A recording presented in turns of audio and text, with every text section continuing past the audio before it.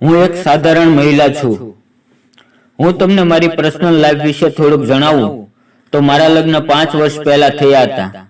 મારા પતિ એકદમ બોરિંગ માણસ છે.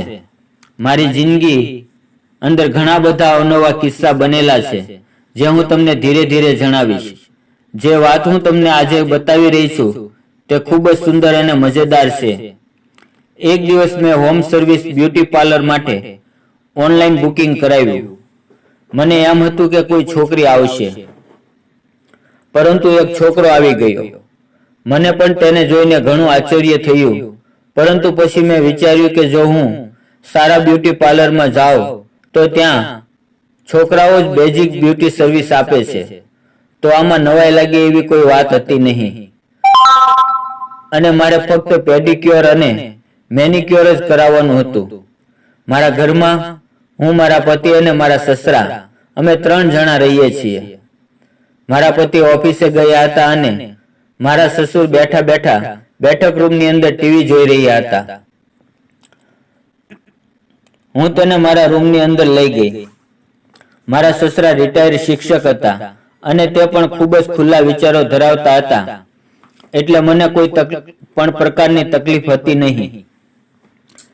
તે છોકરાએ તેનું નામ આકાશ બતાવ્યું. રૂમની અંદર આવતા જ તેણે પોતાનું સેટઅપ બનાવ્યું અને પછી મને કહ્યું કે મેડમ શરૂ કરીએ? તો મેં કહ્યું હા જરૂર. હું બેડના કિનારા ઉપર બેસી ગઈ અને તેણે નીચે પેડિક્યોર મશીન લગાવી દીધું. તેણે મારા પગ ઊંચા કરીને તે મશીનની ઉપર રાખી દીધા અને મશીન ચાલુ કરી દીધું. મશીન ચાલુ થતાં જ નીચે ગુદગુદી થવા લાગી. મને શરમ આવી રહી હતી, પરંતુ મેં વિચાર્યું કે આ તો તેનું રોજનું કામ છે, એટલે શરમ આવવાની જરૂર નથી. મેં મારા બંને પગ ભેગા કરી લીધા હતા. તેણે મને રિલેક્સ થવા માટે કહ્યું. પછી તેણે મારા પગ ઉપર ક્રીમ લગાવવાનું શરૂ કર્યું. મને લાગતું હતું કે તે બધું જ નજરે આવતું હશે. મને વિશ્વાસ આવતો ન હતો કે તે બેસીને શું કરી રહ્યો છે. જોવાની વાત તો ઠીક હતી, પરંતુ તે સૂંઘી પણ રહ્યો હતો. મને એવું લાગી રહ્યું હતું કે તેના મનમાં કંઈક ચાલી રહ્યું છે, પરંતુ મને આ બધું સારું પણ લાગી રહ્યું હતું.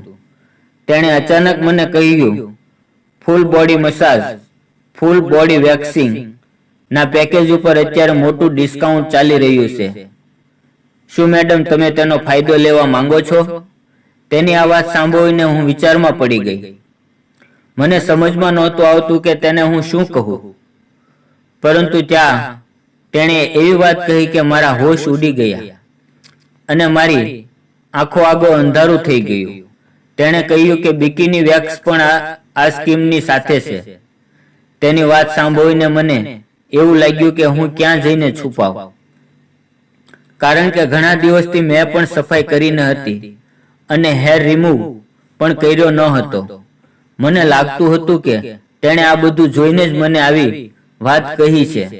તો મેં તેને કહ્યું કે હું આ બધી સર્વિસ મારા ઘર ઉપર નથી લઈ શકતી, કારણ કે મારા સસરા ઘરે છે. પછી મેં વિચાર્યું કે મેં આ શું કહ્યું. હું તેને ના પણ પાડી શકતી હતી. તેણે કોઈ જવાબ આપ્યો નહીં અને તે પોતાનું કામ કરવા લાગ્યો. તે સરસ રીતે પેડિક્યોર કરી રહ્યો હતો. મને થઈ રહ્યું હતું કે બધું ભીનું ભીનું થઈ ગયું છે. હું ફક્ત મારો મોબાઈલ જોઈ રહી હતી. ત્યાં નીચેથી અવાજ આવ્યો કે સંજના, ઘરનો દરવાજો બંધ કરી લેજે, હું બહાર જાઉં છું. મને યાદ આવ્યું કે મારા સસરા અત્યારે તેમના મિત્રને ત્યાં બેસવા માટે ગયા. હું નીચે ગેટ બંધ કરીને પાછી ઉપર આવી ગઈ. તે મને ફરીવાર કહેવા લાગ્યો કે મેડમ, પૂરી બોડી વેક્સિન લઈ લ્યો, હું તમને કોમ્પ્લિમેન્ટરી દઈશ. હું હવે દિમાગથી પણ નહીં પણ દિલથી વિચારવા લાગી અને મેં કહ્યું ઠીક છે, કરી નાખ વેક્સિન.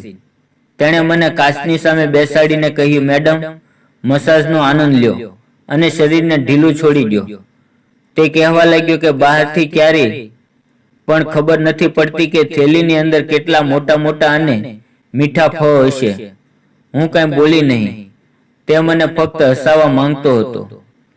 તે બોલ્યો, ચાલો હું તમને વેક્સિંગ કરી દઉં છું. તેણે કહ્યું કે આ ખૂબ જ સુંદર છે. તેણે ડાબી બાજુ વેક્સ કરવાનું કાપડ લગાડ્યું અને એક જ ઝાટકે ખેંચી કાઢ્યું. મારા મોઢામાંથી બાંગ નીકળી ગઈ, કારણ કે મેં ક્યારે પણ વેક્સ કરાવ્યું ન હતું. થોડી વાર તે બોલવા લાગ્યો કે હાથ વડે મસાજનું કામ પૂરું થયું. હવે હું મારું ખાસ યંત્ર મારા થેલામાંથી બહાર કાઢીશ, જે તમને ખૂબ જ પસંદ આવશે. તેણે થેલામાંથી એક મોટું મશીન બહાર કાઢ્યું. તેને જોઈને મને લાગ્યું કે ખરેખર આજે આ મશીનની મસાજ મારા હોશ ઉડાડી દેશે.